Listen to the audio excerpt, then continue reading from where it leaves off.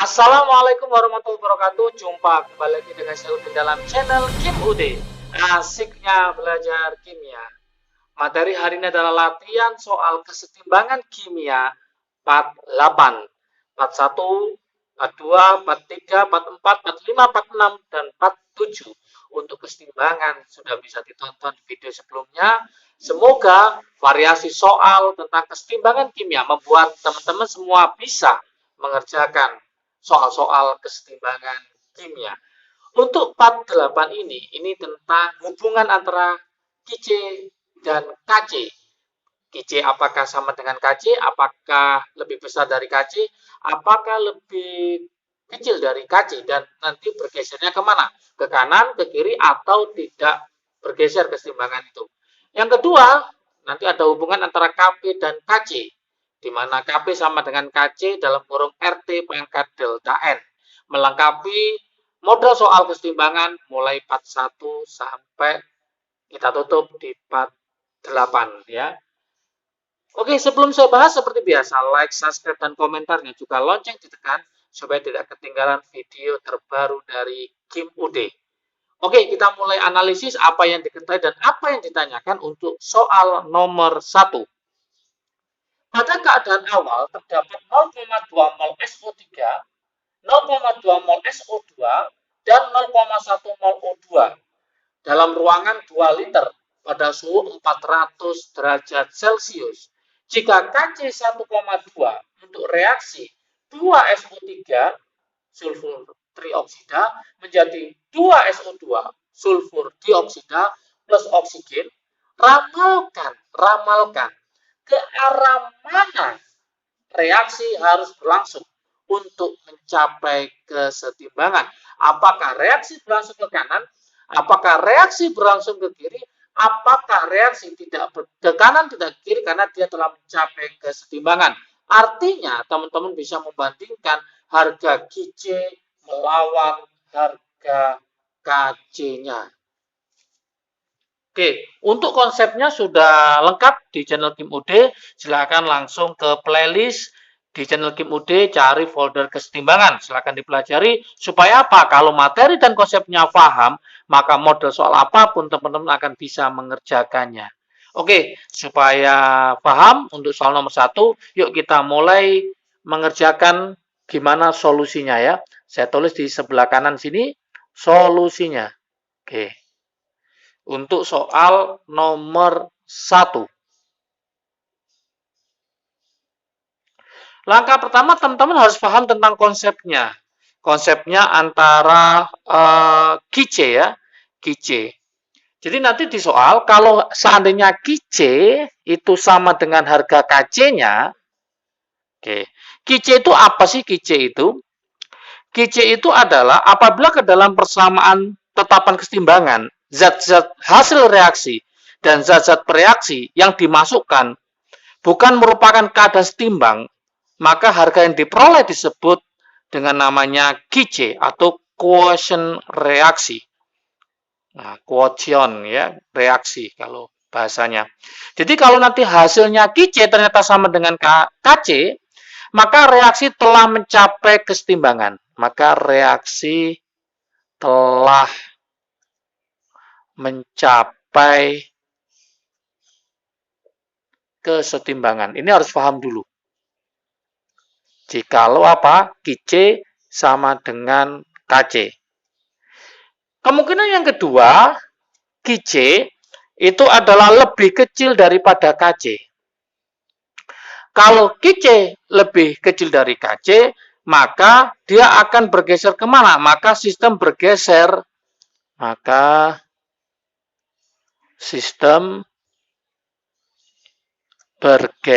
Dari mana ke mana? Bergeser dari kiri ke kanan. Bergeser dari kiri ke kanan untuk mencapai kesetimbangan. Nah, untuk mencapai kesetimbangan. Ini kalau apa? Kalau KC lebih kecil daripada KC-nya. Nah, kemungkinan yang berikutnya adalah KC lebih besar daripada KC. Nah, maka sistem akan bergeser dari mana? Jelas dari kanan ke kiri. Artinya bergeser ke kiri. Nah, ingat-ingat ya, ke kiri. Untuk apa? Ya, untuk mencapai kesetimbangan. Ini konsepnya, konsep dasarnya. Untuk mencapai kesetimbangan.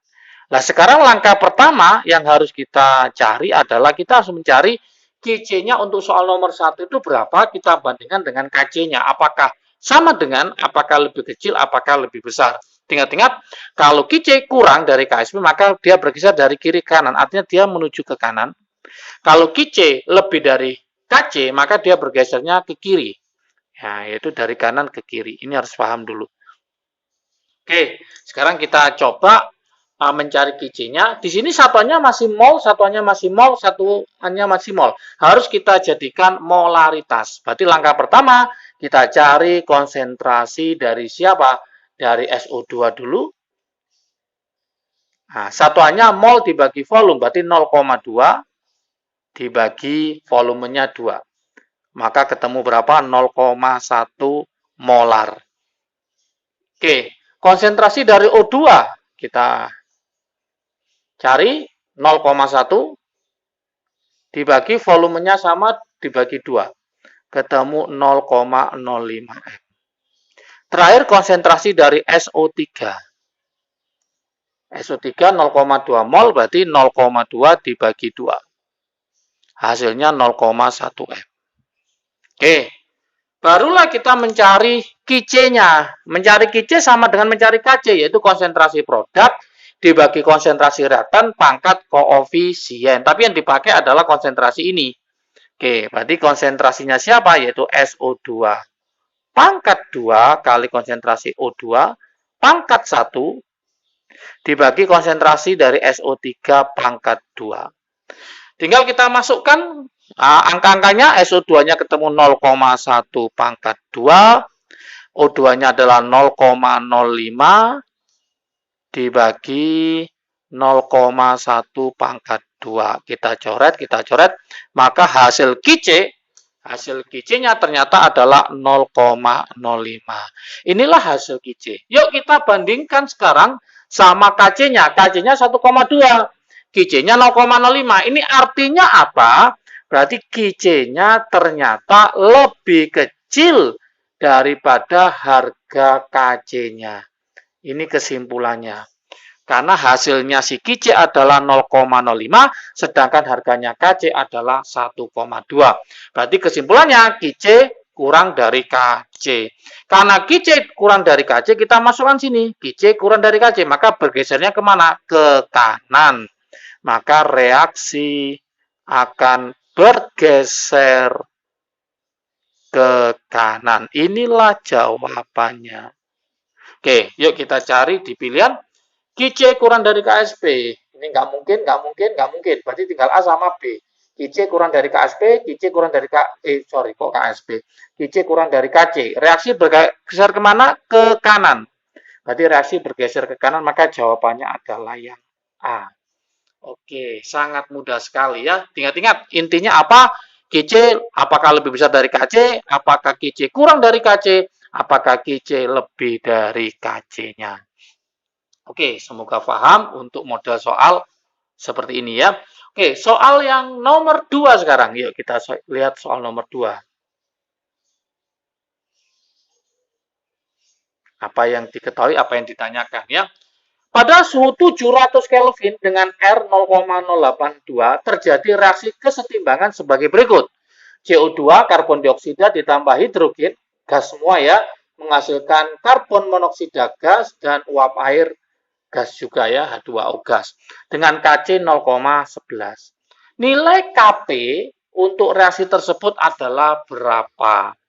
Nah, ini konsep dasarnya adalah, ini adalah hubungan apa? Yaitu hubungan antara Kp dan Kc. Ini ada rumusnya ya, Kp dan Kc. Ada hubungan antara Kp dan Kc. Rumusnya masih ingat, yaitu Kp sama dengan Kc dalam kurung RT pangkat delta N. Inilah rumusnya. Oke, di materi Kim UD ini sudah ada. Nanti silakan mampir cari di playlist tentang folder kesetimbangan kimia. Ada hubungan antara Kp dan Kc. Oke, di mana R-nya ini adalah 0,082. Suhunya ini ingat hati-hati dalam Kelvin. Ya, satuannya dalam Kelvin. Kalau delta N ini adalah jumlah koefisien kanan dikurangi kiri. Oke, jumlah koefisien kanan kurangi kiri. Nah, ada trik asiknya. Ingat-ingat, ada trik asiknya. Nah, kapan Kp sama dengan Kc? Ini. Kapan Kp sama dengan Kc? Jika delta N-nya sama dengan 0. Karena RT pangkat 0 hasilnya 1, maka Kp sama dengan Kc. Ini konsepnya. Oke. Delta N0 itu apa? Jika jumlah koefisien kanan sama dengan kiri. Nah, delta N0 itu jika jumlah koefisien kanan itu sama dengan kiri. Nah, sekarang soal ini bagaimana? Yuk kita cek reaksinya. Ini koefisiennya 1 tambah 1, 2. Ini 1 tambah 1, 2. Maka jelas pada soal nomor 2 ini, jumlah koefisien kanan sama dengan kiri. Maka kesimpulannya pada soal nomor 2 ini, terbukti bahwa Kp sama dengan Kc. Ya, karena koefisien kanan sama dengan kiri, maka Kp itu sama dengan Kc. Karena Kc-nya 0,11, maka Kp-nya juga sama dengan 0,11. Nah, seperti itu teman-teman semua. Loh, jika tidak sama gimana, Kak? Misalkan ada soal itu. Jika tidak sama, maka tinggal kita masukkan aja. Kc-nya kita masukkan, R-nya kita masukkan, suhunya kita masukkan, sudah dalam bentuk Kelvin, langsung masuk. Kalau Celcius, maka harus dijadikan Kelvin dulu. Oke. Delta N-nya tinggal dicari, jumlah koefisiennya di kanan dikurangi di kiri, tinggal masukkan ke rumus ini, maka Kp akan ketemu. Untuk soal ini enak, kenapa? Karena delta N-nya 0, jumlah koefisien di kanan sama dengan jumlah koefisien di kiri. Maka kalau delta N-nya 0, maka RT pangkat 0 sama dengan 1, maka kesimpulannya Kp sama dengan Kc. Sehingga soal ini jawabannya adalah 0,11 ya, maka jawabannya adalah yang A. Seperti itu teman-teman semua, sangat mudah sekali. Oke, part 1 sampai part 8 untuk latihan soal kesetimbangan kimia sudah ada semua. Silakan pelajari. Nanti ini adalah bab terakhir di kelas 11 semester 1. Dan pasti ini diujikan di UAS, ujian akhir semester. Oke, semoga paham, semoga bisa, semoga nanti nilainya semakin bagus kimianya dan teman-teman bisa paham untuk materi selanjutnya. Oke, semangat belajar, pasti bisa, pasti bisa. Oke, jaga kesehatan juga. Salam sukses dari Kim UD. Asiknya belajar kimia. Assalamualaikum warahmatullahi wabarakatuh.